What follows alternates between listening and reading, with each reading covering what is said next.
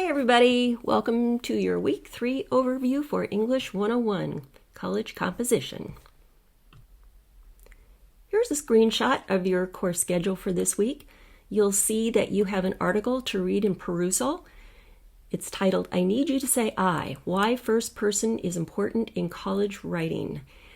This is a really interesting article. A lot of you have been told in past writing classes that when you're writing an essay, something that's maybe academic or technical in nature, that you should never use your own personal opinion or say I. And this article will point out that that's not necessarily true, and that oftentimes using I is a really good rhetorical strategy, especially if you're sharing, say, a personal experience. You know, that just makes you a more credible source of information. So read that and really think about when would be a good time to include your personal information in your academic writing. By Wednesday, please post the rough draft of your rhetorical analysis paper. Now, of course, this doesn't have to be perfect. You're going to be getting lots of peer review, and I'm going to be giving you comments on it as well before you tackle your final draft. By Sunday, please have reviewed all of that information on peer review and then completed 2 peer reviews for other people's papers. Here's a list of the information in the Week 3 module. Let's see, there is the link to the Perusal article. Their draft and peer review is information on how to post the peer review. And I've also given you a very short video called Describe, Evaluate, Suggest, Helpful Writing Feedback. So please watch that as well before you tackle the peer reviews.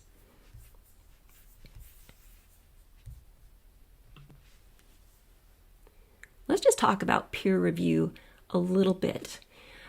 So the one thing I really want to convey to you is that a lot of people see peer review as just like, this thing I gotta do, it's boring, it's tedious.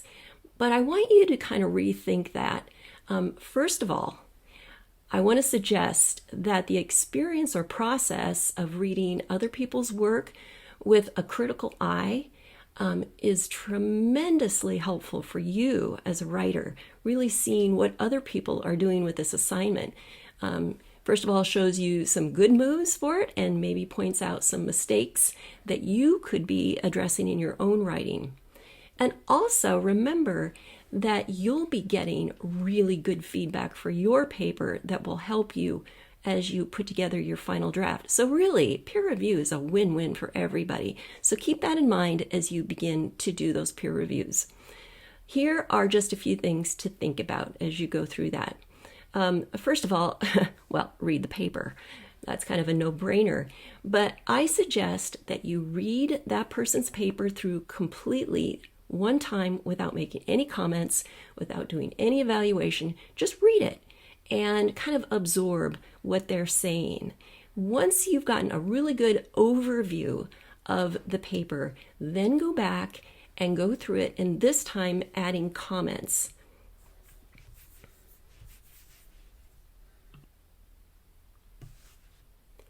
Now provide specific feedback for them in terms of both criticism and praise. Start out by telling this person what's working in their paper. Think about the organization, how well it flows, how well they've captured all of the visual details of the piece that they are analyzing. And then point out anything that you suggest would be more helpful, things they might improve, things they might look at a second time. And ask questions. Now, these aren't questions that they necessarily are going to direct an answer to you. These are more rhetorical questions.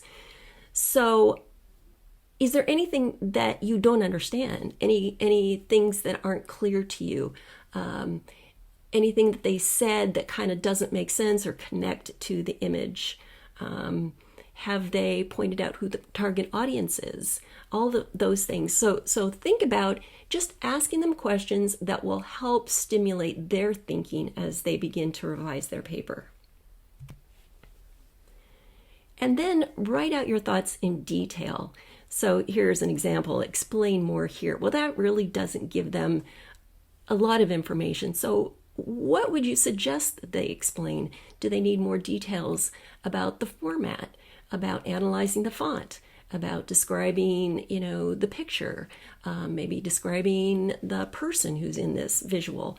So really think about specific detail as you're leaving them comments.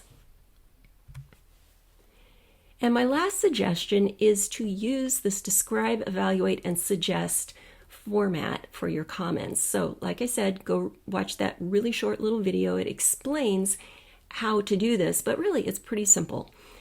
Start out your comment by really describing what you see. So you might say, let me think of a good example. You've described this celebrity by the name of so-and-so, and suggested that this is a good connection to the target audience. Okay, so it's just a very objective description of what this person has said. Next, evaluate that. Then you might say, but it's not really clear to me why this particular person is a good fit for this audience. Is it because of their age? Is it because of their the particular types of movies that they've starred in? What is the connection there? And then the last thing is to offer a suggestion. So I suggest that you just make that connection really clear in your paper. Why is this person a good fit for this audience? I mean, you can do all that in a couple of sentences, but if you hit all three of those, you've given this person really good, useful feedback. I just wanted to point out that all of that information came from the Purdue Online Writing Lab, or the Purdue OWL. In that video, they suggest that you always go back to the assignment criteria when you're making your comments. And so I wanted to just go over these really quickly to refresh your memory. These are straight out of the assignment instructions. So here's what you as a writer are doing in your paper, but this is also what you're looking for in other people's papers. So in the introduction, first of all, to start out by describing the visual artifact in detail, layout, design, content, color, font, you name it. Discuss where you might logically find this piece. Is it a poster hanging in a medical clinic? Is it something that you would find on YouTube? Okay, where would it be, and who is the target audience? And include why you decided to use this visual artifact. Now, I told a lot of you to choose the one that appealed to you the most or that caught your attention. So that's what you could include in the introduction. What was it about this visual piece that really caught your eye and made you want to analyze it? And then just give a good overview on what do you think are the most defining elements or most important elements of this visual artifact. Then in the analysis part of the paper, you're covering basically these 5 things. So go back to that idea of target audience, because this is such a key part of rhetoric. Who is the target audience? But here's the most important part. What is the evidence for that? What clues do you see that point to this specific audience? What is the overall message or purpose of the visual piece? Is it to sell somebody something? Is it to convince somebody to donate to a particular charity or nonprofit? And then how is that message relevant to the target audience? So make those connections. What elements of the visual piece directly support the message or purpose of the artifact? Does this piece use stereotypes or visual metaphors to convey meaning? Explain their purpose and impact. Stereotypes, remember, are just sweeping generalizations usually applied to a particular group or a whole group of people. A good example came from one of you guys. I saw in a comment that somebody said, and I'm not criticizing this at all, but they said, all women are concerned about their appearance. Okay, that's a stereotype. It's a sweeping generalization. I mean, we all kind of know that's sort of true, but it's all sort of not true. Lots of people are not consumed with their appearance. But advertisers will use that stereotype to push the idea that all women want long, shiny hair and all women want long eyelashes. So think about the stereotypes that you see. You might have to give a little bit of extra thought to that. A visual metaphor is a picture of something that is actually standing in for something else. Oftentimes they're kind of humorous. A good example was a piece that I saw last semester. It was an advertisement that showed a soccer player, but instead of kicking a soccer ball, he was kicking a head of cabbage.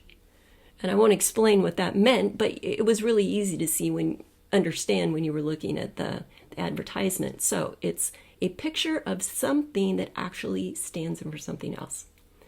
The last part of this is to think about those rhetorical appeals, ethos, pathos, and logos. How are they represented in the piece? Go into detail in this. And then think about kairos. How does that affect how this visual piece is analyzed? So there in a nutshell is what you are working toward in this piece and what you're looking for in everybody else's.